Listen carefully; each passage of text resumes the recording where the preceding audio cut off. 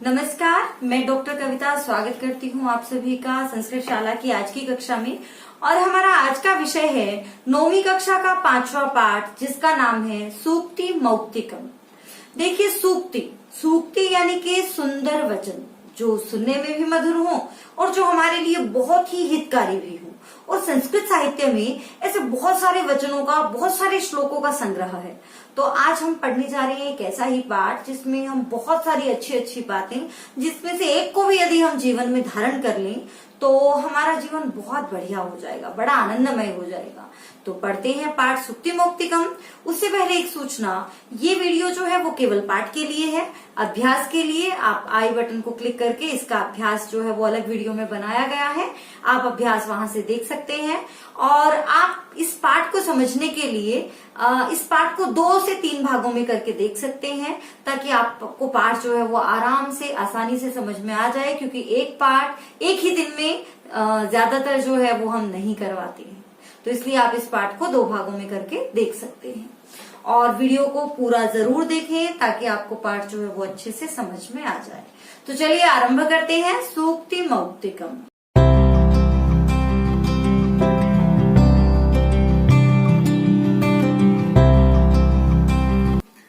पंचमः पाठः सूक्ति मौक्तिकम। तो 5वां पाठ है आज हमारा सूक्ति मौक्तिकम। तो देखिए बेटा, सूक्ति यानी कि सुउक्ति, अच्छे वचन। और इस पाठ में ऐसे वचनों का संग्रह है, नैतिक शिक्षाओं का संग्रह है। और ये जो पाठ है वो अनेक ग्रंथों से इसमें चुनकर श्लोक जो है वो आपको इकट्ठा करके दिए गए हैं। कहीं परोपकारियों का स्वभाव है, तो कहीं सदाचार की महिमा है, प्रियवाणी की आवश्यकता है, मित्रता का स्वरूप है। तो इस तरह की बहुत सारी चीजें जो है यहाँ पर वर्णित की गई हैं। तो चलिए आरंभ करते हैं। वित्तं यत्नेन संरक्षेत्, वित्तमेति च याति च, अक्षीणो वित्ततः क्षीणो, वृत्ततस्तु हतो हतः, श्रूयतां धर्म सर्वस्वम्, श्रुत्वा चैवावधार्यताम्, आत्मनः प्रतिकूलानि परेषां न समाचरेत्। तो ये हुए श्लोक, आदर्श वाचन। और अब हम देखते हैं अर्थ के साथ। देखिए, अन्वय की इसमें बहुत ज्यादा आवश्यकता नहीं है। वृत्तम यत्नेन संरक्षेत, वृत्तम यानी कि वृत्त, चरित्र की यत्न पूर्वक संरक्षित, सुरक्षा करनी चाहिए, यानी कि रक्षा करनी चाहिए। जो चरित्र है उसका बचाव करना चाहिए, चरित्र की रक्षा करनी चाहिए प्रयत्न पूर्वक। वित्तम एति च याति च। वित्त होता है धन तो आता है और जाता है। देखिए, धन तो आता जाता रहता है, लेकिन अपने चरित्र की रक्षा जो है वो पूरे प्रयत्न के साथ करनी चाहिए। फिर कहते हैं अक्षीणो वित्ततः क्षीणो। अक्षीणो वित्ततः क्षीणो यानी कि वित्ततः क्षीणो, अगर धन से रहित हो जाए तो अक्षीणो, केवल धन ही जाता है, तो केवल धन की ही हानि होती है। और वृत्ततस्तु हतो हतः, लेकिन अगर चरित्र नष्ट हो जाए तो मनुष्य स्वयं भी हतः, मारा हुआ ही समझो, यानी कि वह स्वयं भी नष्ट हो जाता है। यानी कि धन की हानि पर केवल धन ही नष्ट होता है, लेकिन चरित्र की हानि से मनुष्य ही नष्ट हो जाता है। यहाँ पर धन की अपेक्षा चरित्र का कितना ज्यादा महत्व है, ये यहाँ पर इस श्लोक के माध्यम से बताया गया है। और ये श्लोक लिया गया है मनुस्मृति से। अगला श्लोक देखते हैं। श्रूयताम धर्म सर्वस्वम, यानी कि धर्म सर्वस्वम श्रूयताम। अन्वय की दृष्टि से देखें तो बनेगा धर्म सर्वस्वम, यानी कि धर्म का सर्वस्व, धर्म का निचोड़। श्रूयताम, सुनिए। श्रुत्वा च, और सुनकर। अवधार्यताम, धारण कीजिए। देखिए, श्रुत्वा च अवधार्यताम, चैवावधार्यताम, च जमा एव जमा अवधार्यताम। धर्म का सर्वस्व, धर्म का सार, धर्म का निचोड़ सुनिए और सुनकर, च श्रुत्वा च, और सुनकर, एवं अवधार्यताम, और धारण भी कीजिए, यानी कि उसे ग्रहण करना जरूरी है, केवल सुनना नहीं है, उसे ग्रहण भी करना है।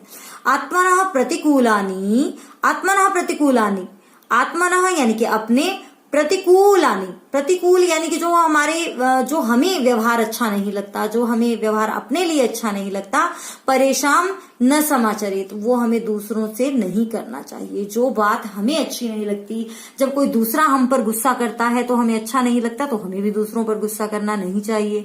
जब कोई दूसरा हमारी दूसरों के सामने बेइज्जती करता तो हमें नहीं अच्छा लगता, तो हमें भी दूसरे की बेइज्जती किसी और के सामने नहीं करनी चाहिए। इस तरह की बहुत सारी बातें, जो व्यवहार आप अपने लिए चाहते हैं केवल वही व्यवहार दूसरों के साथ आपको करना चाहिए।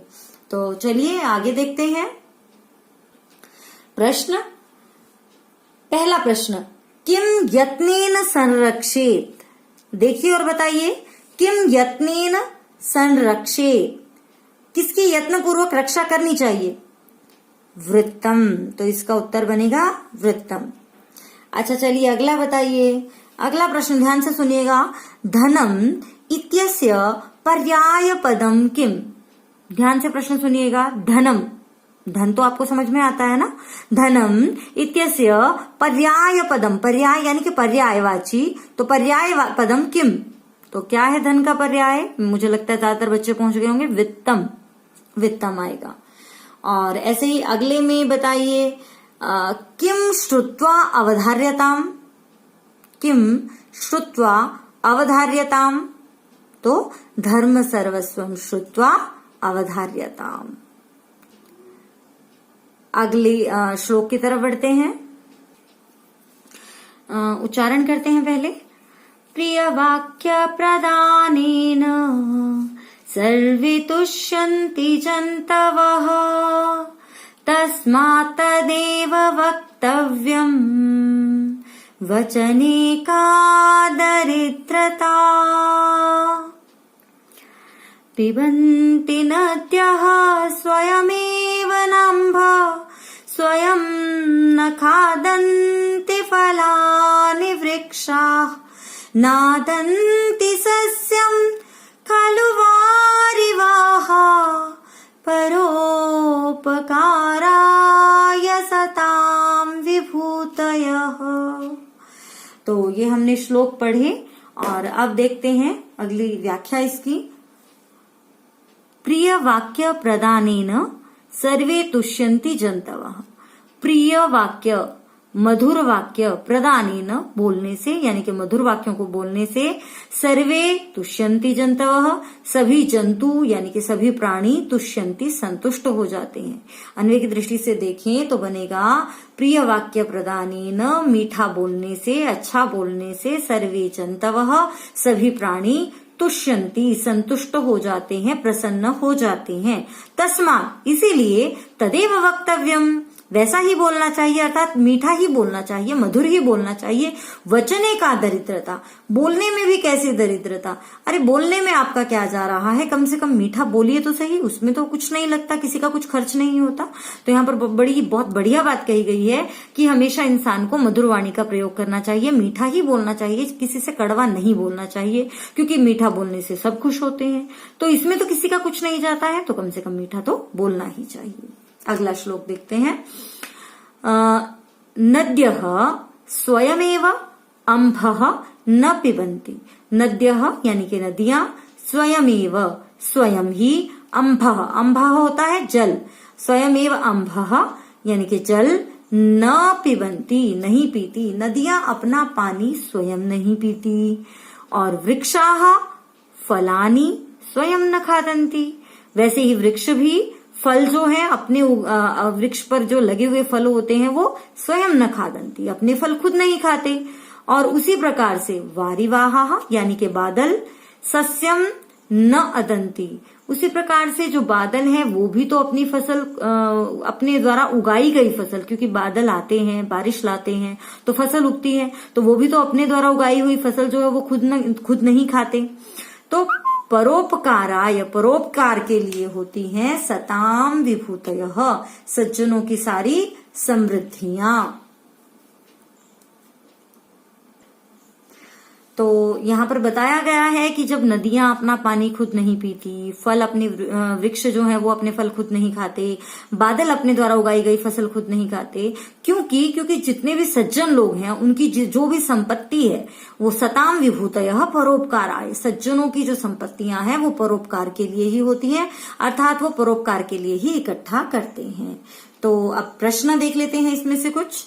तो प्रश्न आप बताएंगे, वृक्षाः किम स्वयं न खादन्ति। वृक्षाः किम अथवा कानी भी आ सकता है यहाँ पर, वृक्षाः कानी स्वयं न खादन्ति। तो वृक्षाः फलानि स्वयं न खादन्ति। के सस्यं नादन्ति, के सस्यं नादन्ति। तो वारिवाहः सस्यं नादन्ति। संपत्तयः, ध्यान से सुनिएगा, संपत्तयः इत्यस्य पर्यायपदम किम, पर्यायपदम यानी कि पर्यायवाची। तो क्या है पर्यायवाची संपत्तयः का? विभूतयः। तो ये हमारा यहाँ पर चतुर्थ श्लोक हो जाता। तो पहले उच्चारण करते हैं, गुणेष्वेव हि कर्तव्यः प्रयत्नः पुरुषैः सदा, गुणयुक्तो दरिद्रोऽपि निःश्वरैर्गुणैः समः। आरम्भगुर्वी क्षयिणी क्रमेण लघ्वी पुरावृद्धिमती च पश्चात् दिनस्य पूर्वार्ध परार्ध भिन्ना छायेव मैत्री खलसज्जनानां, छायेव मैत्री खलसज्जनानां। तो चलिए आरंभ करते हैं। गुणेष्वेव अलग अलग करेंगे, दो पद है यहाँ पर, गुणेषु जमा एव, ही कर्तव्यः गुणों में ही करना चाहिए, प्रयत्न पुरुषैः पुरुषों के द्वारा, सदा हमेशा, यानी कि अन्वय की दृष्टि से देखें तो इसका बनता है पुरुषैः पुरुषों को यानी कि मनुष्यों को, सदा हमेशा ही, गुणेषु एव प्रयत्नः कर्तव्यः गुणों में ही प्रयत्न करना चाहिए। क्यों गुणों में ही प्रयत्न करना चाहिए? क्योंकि गुणयुक्तः दरिद्रः अपि, अलग अलग करेंगे यहाँ पर दो शब्द हैं, दरिद्रः जमा अपि, और अन्वय करते हुए ओ की भी विसर्गें हो जाएंगी। तो गुणयुक्तः दरिद्रः अपि, जो गुण से युक्त दरिद्र व्यक्ति भी है ना, वो दरिद्र व्यक्ति भी न ईश्वरैः अगुणैः समः, यानी कि अगुणैः ईश्वरैः समः न, वह दरिद्र गुणवान व्यक्ति जो है वह अगुण यानी कि जिसमें कोई भी गुण नहीं है, ऐसे गुणों से रहित ईश्वर ही बहुत समृद्ध बहुत धनवान व्यक्तियों के समान नहीं है, यानी कि उनसे वो फिर भी श्रेष्ठ है। यहाँ पर ये जो है वो कवि कहना चाहता है, मृच्छकटिकम का ये श्लोक है।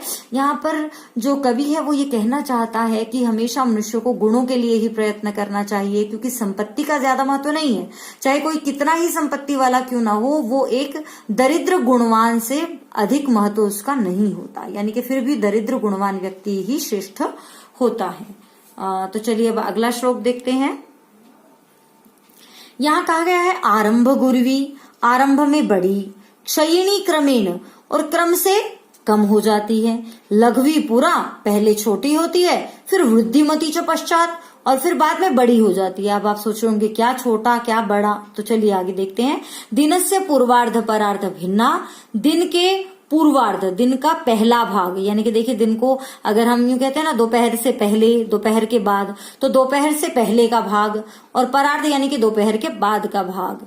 छाया छायेव है ना, छाया इव छाया की तरह, मैत्री होती है मित्रता, खल सज्जना नाम, खल और सज्जन, खल यानी कि दुष्ट व्यक्ति और सज्जन यानी कि अच्छे व्यक्ति। तो ये इसका जो अन्वय है वो नीचे से शुरू होता है। इसका अन्वय होता है खल सज्जना नाम मैत्री, दुर्जन और सज्जनों की मित्रता। दुर्जनों की मित्रता यहाँ पर अलग है और सज्जनों की मित्रता अलग।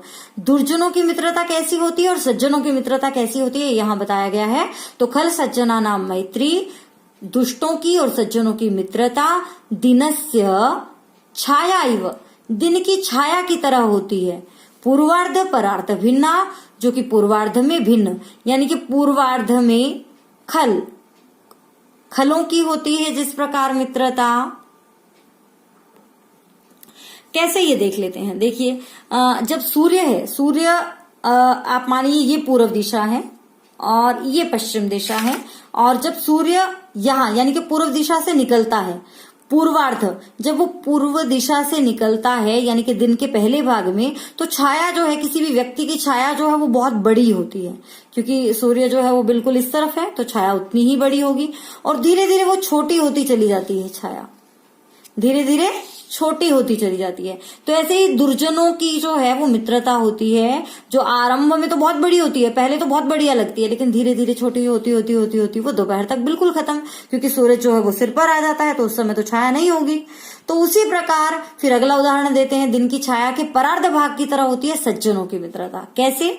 क्योंकि अब जो है उनकी मित्रता यहां से शुरू होती है, यानी कि बिल्कुल वहां पर कुछ नहीं है, मित्रता नहीं है, धीरे धीरे छोटी से बड़ी होती होती जब सूर्य जो है वो अस्त के समय यहां आ जाता है तो फिर से छाया बहुत बड़ी हो जाती है। तो उनकी मित्रता ऐसी होती है। तो दुष्टों की मित्रता पहले तो बहुत ज्यादा होती है, फिर धीरे धीरे खत्म, और सज्जनों की मित्रता पहले तो बहुत मतलब कम होती है और धीरे धीरे धीरे धीरे बढ़ती चली जाती है। फिर इन्होंने इसको और एक्सप्लेन किया है। कैसे? आरंभ गुरवी किसकी होती है? आरंभ में गुरवी बहुत बड़ी, खल आरंभ गुरवी पहले तो बड़ी होती है और फिर क्षयणी क्रमेण, फिर क्रम से जो है उसका क्षय होता चला जाता है।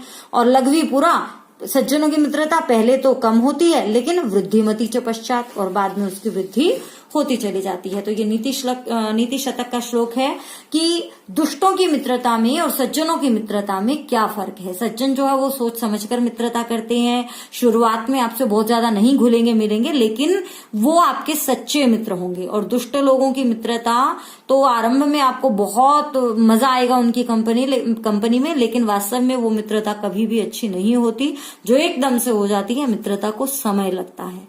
मित्रता गुणों से होती है, रूप रंग से नहीं होती। तो प्रश्न पूछ लेते हैं कुछ।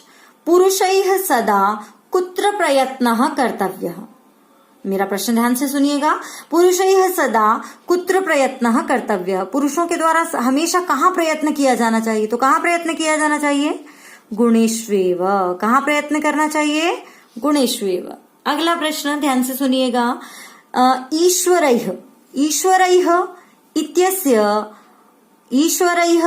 इत्यस्य विशेषण पदम किम? ईश्वरैः शब्द का विशेषण शब्द क्या है, यानी कि ईश्वर की विशेषता बताने वाला शब्द कौन सा है? कैसा ईश्वर, कैसे समृद्ध लोग? अगुणैः। तो इसका जो विशेषण है वो है अगुणैः।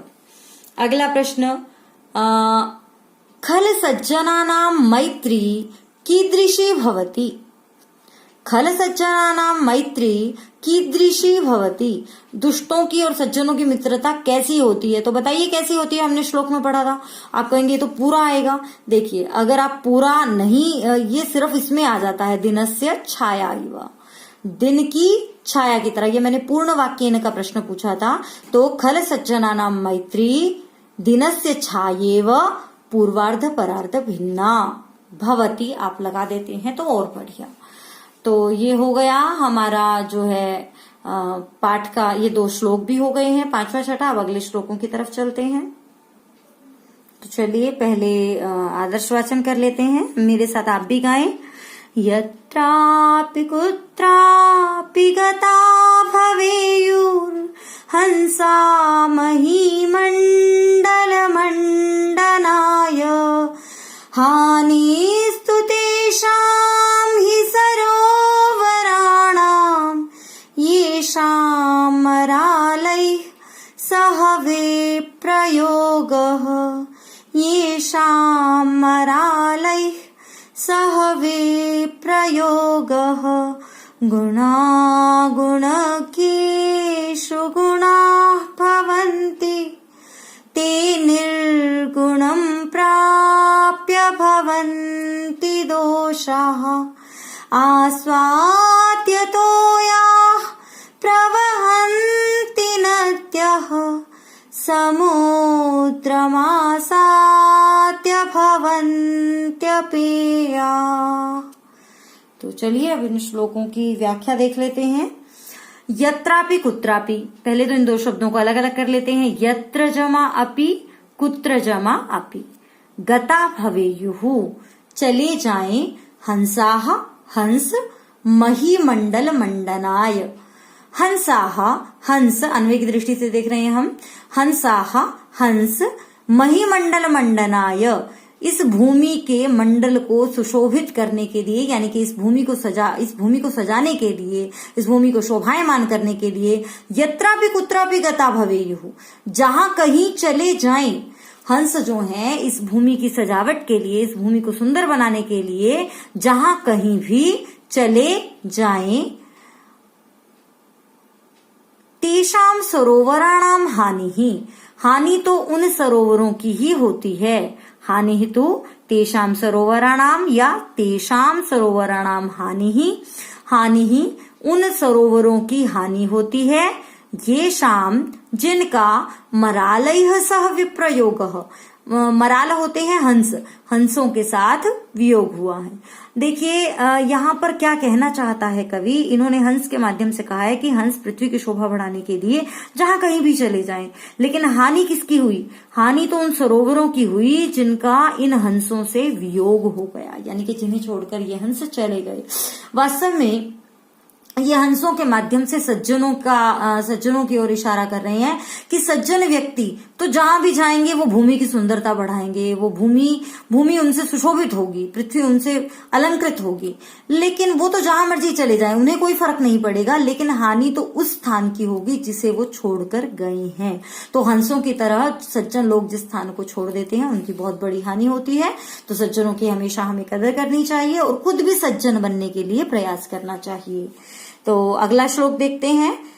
गुणा गुणज्ञेषु गुणा भवन्ति, गुणज्ञेषु गुणा भवन्ति, जो गुण हैं वो गुण को जानने वाले व्यक्तियों में ही गुण बने रहते हैं। ते वही गुण निर्गुणम प्राप्य, निर्गुण व्यक्ति को प्राप्त करके दोषाः भवन्ति, दोष बन जाते हैं। देखिए गुण को जानने वाले व्यक्तियों में ही गुण जो है वो गुण बने रहते हैं, लेकिन निर्गुण व्यक्ति में वही गुण जो है वो दोष बन जाते हैं। कैसे? जैसे एक छोटा सा उदाहरण, जैसे कोई बहुत तेज बुद्धि वाला व्यक्ति है, बहुत तेज बुद्धि है, लेकिन अगर वो गुण को जानने वाला है, उसकी कीमत जानने वाला है, तो वो कुछ देश के लिए हित में काम करेगा। नहीं तो रोबरी जैसा प्लान करके निर्गुण व्यक्ति में वही गुण जो है वो दोष बन जाएगा, वो रोबरी प्लान करेगा, या वो देश के लिए साइंटिस्ट बन के उसके लिए कुछ करेगा। तो ये तो बुद्धि अच्छी होना, तेज बुद्धि होना गुण है, लेकिन वो गुण को जानने वाले व्यक्ति में है तो गुण है, वही गुण को न जानने वाले व्यक्ति में यानी कि निर्गुण व्यक्ति को प्राप्त करके वही दोष हो जाते हैं। और इसका एक और भाव निकलता है। मान लीजिए मधुर गीत गाना एक गुण है, लेकिन जब आप मधुर गीत गा रहे हैं उस गीत की परख रखने वाले लोगों में तो वो गुण है। और अगर आप ऐसे लोगों के बीच में गीत गा रहे हैं जिन्हें गीत की कोई समझ ही नहीं है, इंटरेस्ट ही नहीं है, तो उनके लिए वो का लाप हो जाएगा, मतलब उनके लिए उसमें कोई मजा नहीं है, उनके लिए वो दोष हो जाएगा। तो ये भी एक अभिप्राय हो सकता है। फिर कहते हैं नद्यः आस्वाद्य तोयाः प्रवहन्ति, नदियां जो हैं वो आस्वाद्य तोयाः, तोय होता है जल, आस्वाद्य आसादन योग्य यानी कि पीने योग्य जल वाली होती हैं, मीठे जल वाली होती हैं, प्रवहन्ति बहती हैं। नदियां जो हैं वो मीठे जल वाली होकर बहती हैं, लेकिन समुद्रम आसाद्य, समुद्र को प्राप्त करके अपेयाः भवन्ति, यहाँ दो शब्द हैं भवन्ति अपेयाः भवन्ति, वही नदियां जो हैं वो समुद्र को प्राप्त करके खारी हो जाती हैं। ये वही उदाहरण है कि जैसे नदियों का पानी पीने योग्य होता है, हम सभी नदियों का ही तो पानी पीते हैं, समुद्र का तो पी ही नहीं सकते। तो यहाँ पर ये कहता है कि जैसे नदियां जो हैं वो मीठे जल वाली होती हैं, लोग उसके पानी को पीते हैं, लेकिन वही मीठे जल वाली नदियां जब समुद्र में पहुंच जाती हैं तो वो पीने योग्य नहीं रहती। तो उसी प्रकार गुणों की वैल्यू गुण को जानने वाले व्यक्तियों में ही है, या गुणज्ञ व्यक्तियों में ही गुणों की वैल्यू है, लेकिन निर्गुण व्यक्ति में पहुंचकर वही गुण जो है वो दोष बन जाते हैं, जैसे नदियों का पानी समुद्र में पहुंचकर खारा बन जाता है। तो चलिए अब कुछ प्रश्नों का समय, प्रश्न पूछ लेते हैं कुछ। केशाम हानि ही भवति, इस श्लोक में प्रश्न है केशाम मरालय सह विप्रयोगेण केशाम हानि ही भवति। थोड़ा प्रश्न और अच्छे से बता दिया है। मरालैः सह विप्रयोगेण केशाम हानि भवति। जब हंसों के साथ वियोग हो जाता है तो किन की हानि होती है? तेषाम सरोवराणाम, उन सरोवरों की ही हानि होती है जिनसे उनका वियोग हुआ है। तो ये हो जाएगा। अच्छा, अगला प्रश्न, हंसैः इत्यस्य किम पर्याय पदम अत्र प्रयुक्तम? हंसैः इत्यस्य किम पर्याय पदम अत्र प्रयुक्तम? हंसैः के लिए कौन सा पर्यायवाची शब्द आया है? मैंने श्लोक करवाते हुए बताया भी था आपको, मरालैः। अगला देखते हैं। अगला है गुणाः गुणज्ञेषु गुणाः भवन्ति। अब यहाँ पर अत्र कर्तृपदम भवन्ति क्रियायाः कर्तृपदम किम? भवन्ति क्रिया है, भवन्ति क्रियायाः कर्तृपदम किम? तो होते हैं, कौन होते हैं? गुणाः। भवन्ति क्रिया किसके लिए आई है? गुणाः के लिए। अगला प्रश्न, गुणाः कम प्राप्य दोषाः भवन्ति। गुणाः कम प्राप्य, देखिए कम प्राप्य, जैसा प्रश्न वैसा उत्तर। गुणाः निर्गुणम प्राप्य दोषाः भवन्ति। नद्यः कीदृश्यः प्रवहन्ति। नदियां कैसी बहती हैं? किस प्रकार की नदियां बहती हैं? नद्यः, ये मिल जाएगा आपको उत्तर, आस्वाद्यतोयाः प्रवहन्ति। नदियां बहुत मीठे जल वाली बहती हैं। कैसी बहती हैं नदियां? मीठे जल वाली। तो ये बेटा हुए आपके श्लोक, यानी कि आपका 5वां पाठ सूक्ति मौक्तिकम। तो मुझे लगता है आपको अच्छे से समझ में आ गया होगा। हमने यहाँ पर गीत के माध्यम में श्लोकों को गायन के माध्यम से किया, जिससे आपको श्लोकों को याद करना आसान हो जाएगा। तो बड़ी बात बेटा ये है कि जो भी आप करें वो बढ़िया से करें, अच्छे से याद करें। और इसका अभ्यास जो है वो अगली वीडियो में दे दिया गया है, जिसे आप आई बटन को क्लिक करके जो है वो देख सकते हैं उस अभ्यास को। और उसके लिए पाठ को अच्छे से समझ लेना बहुत जरूरी है।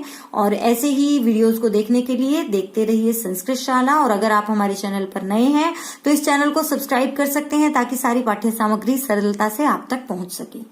तो फिर मिलते हैं अगली वीडियो में। नमस्कार।